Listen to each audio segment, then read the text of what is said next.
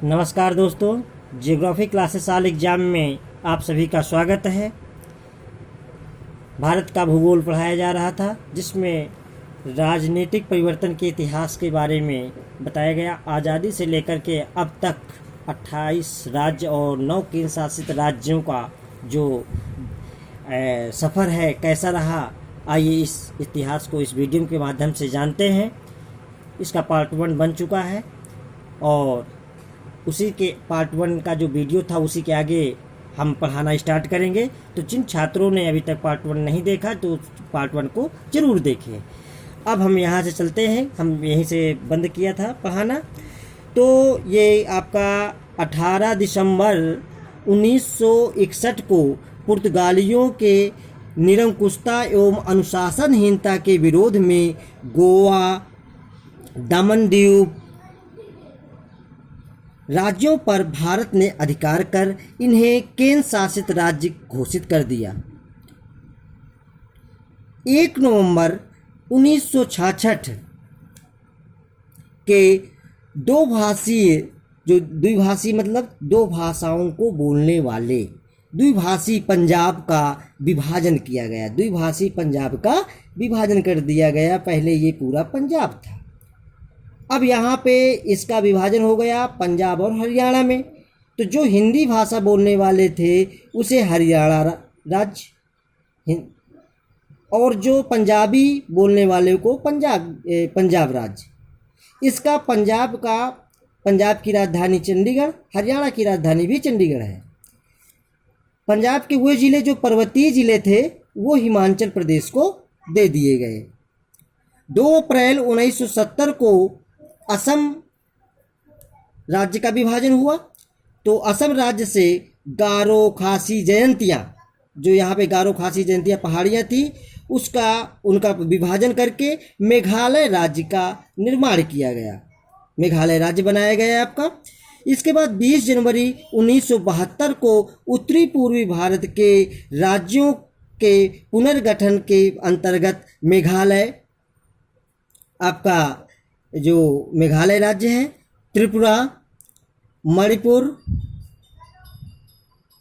नागालैंड राज्यों को पूर्ण राज्य स्तर प्रदान किया गया।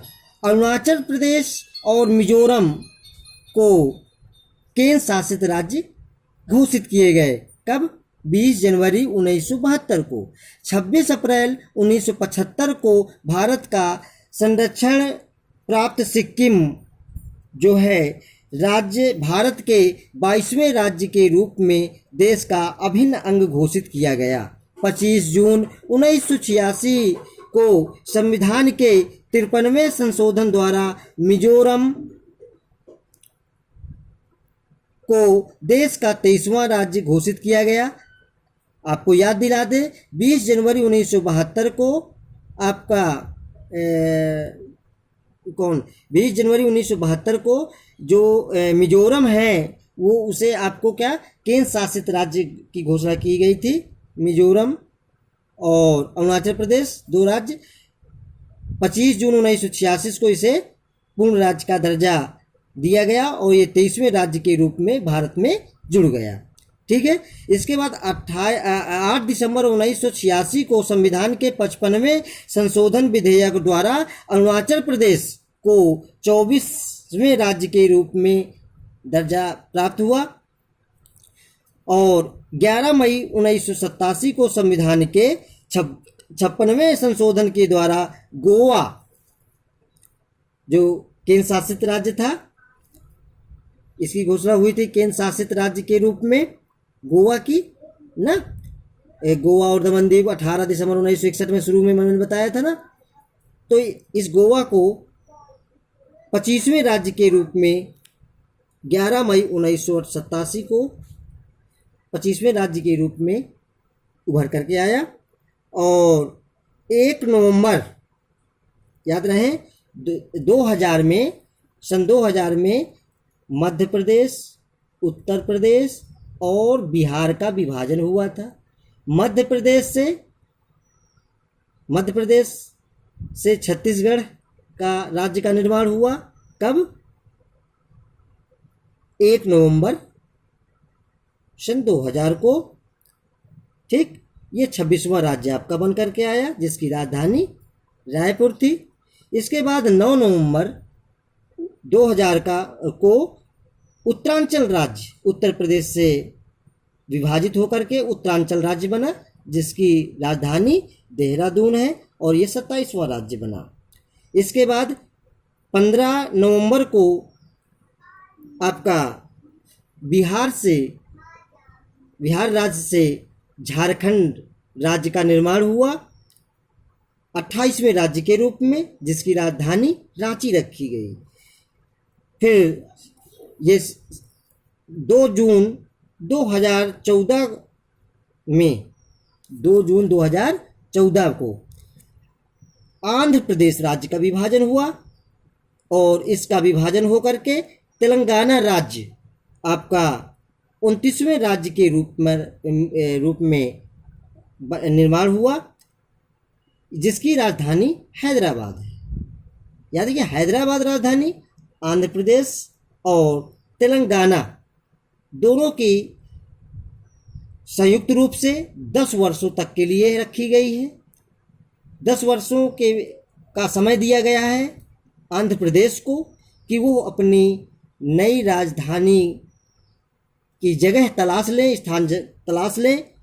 हालांकि आंध्र प्रदेश के राजनीतिक दलों ने इसे अमरावती स्थान चुन लिया है, लेकिन अभी सभी लोग की सहमति नहीं होने के कारण राजनीतिक घमासान चल रहा है।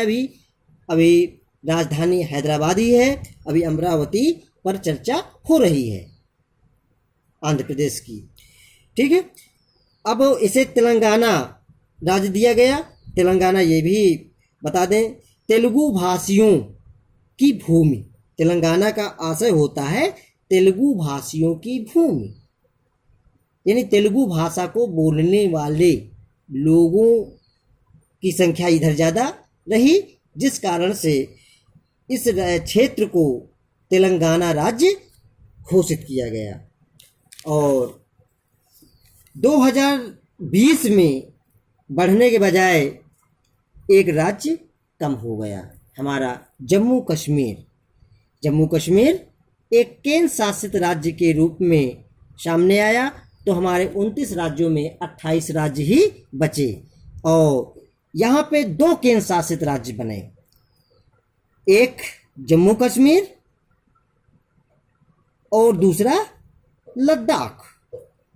आपको बता दें मित्रों कि जम्मू कश्मीर जिसकी राजधानी श्रीनगर है, ये 5 अगस्त 2019 को घोषित हो गया था ये राज्य और 31 अक्टूबर 2019 से प्रभाव में आ गया था। इसी प्रकार लद्दाख भी इसी डेट को 5 अगस्त 2019 को घोषित और 31 अक्टूबर 2019 से प्रभाव में आ गया था। ठीक है, तो इस प्रकार से अब वर्तमान समय में 29 केंद्र शासित राज्य और 28 राज्य आपके हैं भारत में।